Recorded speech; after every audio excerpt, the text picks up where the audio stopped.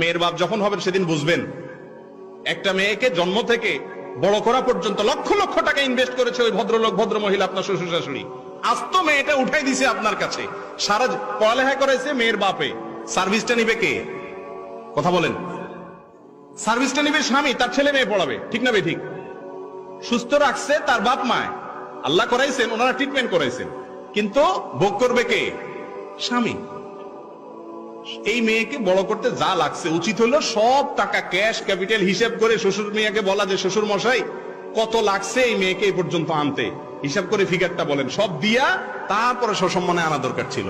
বেহায়া দেয় তো না, বাসর রাতে মহারানা মাপ চায় নেয়, উল্টারও যৌতুক চা। মেয়ের বাপ মেয়েটা জন্ম দিয়ে কি অপরাধ করছে?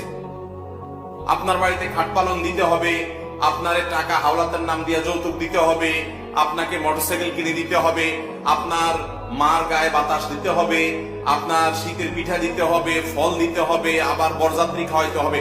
আল্লাহর জমিনের সবচেয়ে বড় জুলুম গুলো যদি কয়েকটা থেকে আমাদের এই অঞ্চলে এই দেশে, তাহলে তার ভিতরে একটা বড় জুলুম হলো এটা যে মেয়ের বাবার উপর এই সমস্ত জিনিস আমরা আরোপ করে দিই। আবার বলে কিনা আমরা তো চাই নাই, ওনারা খুশি মনে দিছে, আপনারা খুশি হয়ে যা দেন।